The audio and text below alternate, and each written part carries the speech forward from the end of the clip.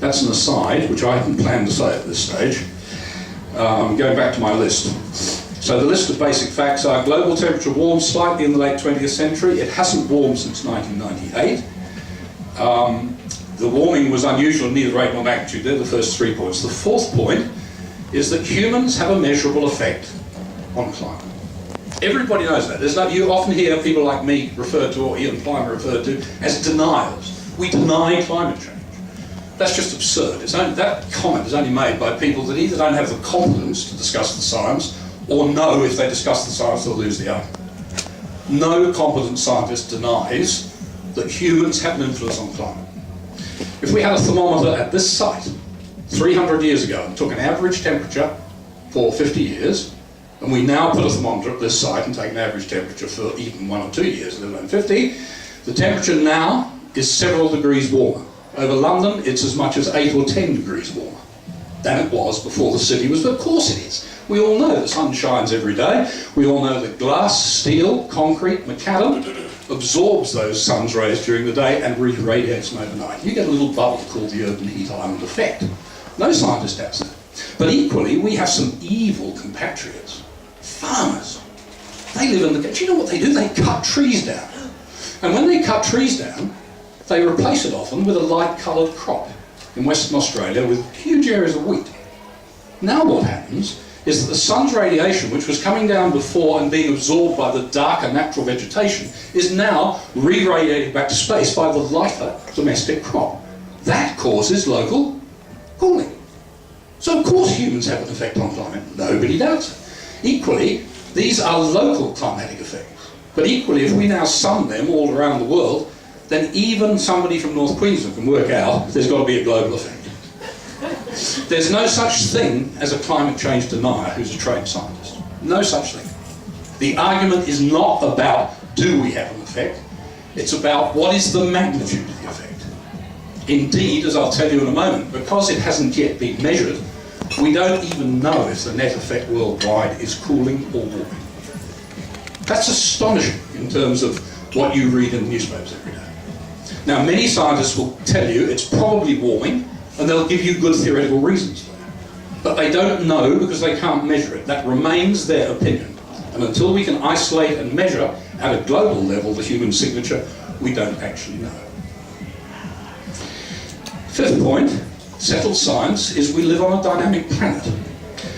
Now that's settled between you and me, but Mr. Al Gore was apparently asleep in this part of his university education, because he made a magnificent natural history film which is full of examples of change, which goes on all the time on the planet. There's always high tides, there's always sea level rise or fall, there's always big storms, there's always either more or less polar bears next year than there were this year. Get used to it, Al. But he imputes all those phenomena to the human influence on climate. Now that's a testable hypothesis. So far, not a single piece of evidence has been produced that shows any of those phenomena relate to the human effect on climate. And what scientists call the null hypothesis, that's the simplest idea you start off with, is that such changes are natural, because we see them around us all the time, unless and until you can show that the change is over and above the natural changes and has to have some extra explanation. And that is always possibly the case.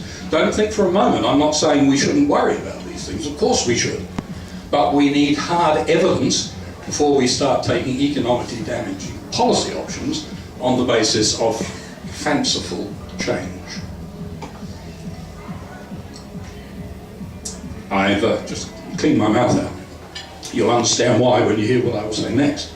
The sixth science fact is that carbon dioxide is an environmental benefice. Got that? Carbon dioxide is an environmental benefice. I'm lucky, I'm in Sydney visiting my 3 grandsons who live out in the western suburbs. And I watch them running around in the backyard, playing in the sandpit and doing their thing. I'm watching little carbon dioxide factories.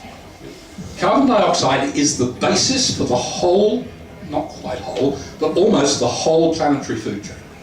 It's what makes plants grow, and everything else depends on the plants.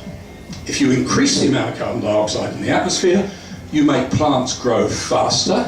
That's why tomato growers, commercial tomato growers, in their greenhouses, have 3 times the outside atmospheric level of carbon dioxide. They have 1,000 parts per million.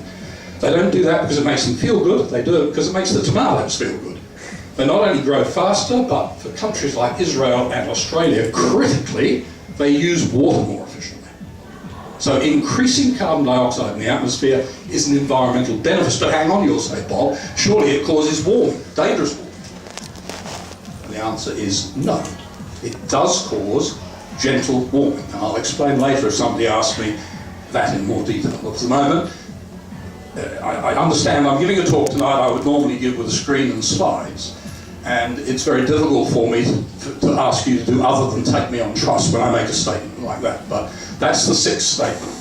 And I can justify it in more detail if somebody wants me to later. So carbon dioxide is an environmental benefit, and at its current level of 380 parts per million, which is 100 parts per million more than before the Industrial Revolution, that's a 30% increase.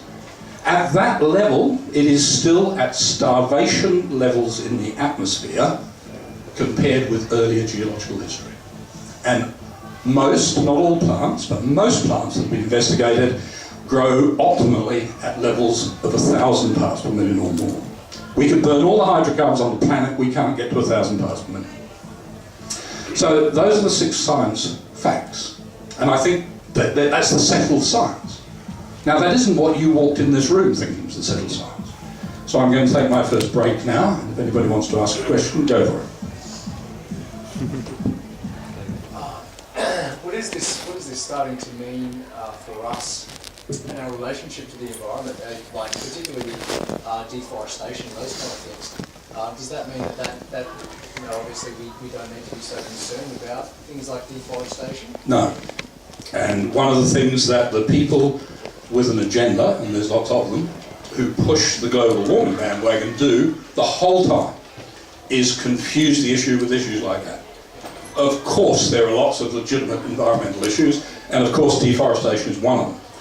Deforestation has some climatic effects. I've already spoken of one, if you replace it with light-coloured crop and so on, but it has others. It changes the local balance of moisture in the atmosphere, it can affect the rainfall, all sorts of things.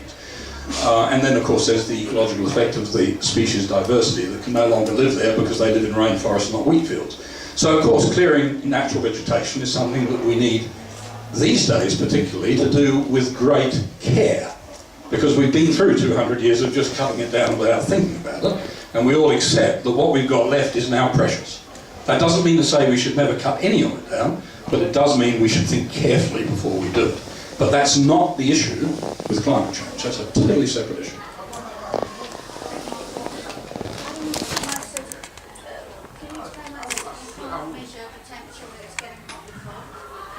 The lady asked, "What can I explain why we can't measure whether it's getting hotter or colder?" That's not true, and if I've given that impression, that's the wrong impression. We can measure whether it's getting hotter or colder. And in that context, we know that it got warmer from 1979 to 1998, and since then has remained almost stable or declined a little bit. Now those are facts based on measurements. But that warming doesn't come with a little label attached that says, I'm due to human-caused carbon dioxide emissions. So in order to be able to badge that warming, you've somehow got to identify a fingerprint of human-caused warming, and there are such scientific fingerprints. And they are other tests, they're other black swan tests of this hypothesis. And when you apply them, it turns out that they are black swans, that they also invalidate the hypothesis. I don't go into that because it's quite technical science, and with a general audience like this, I just choose to do one black swan. But there's about 5 fundamental tests you can do of the dangerous warming hypothesis, and every one of them, the hypothesis fails.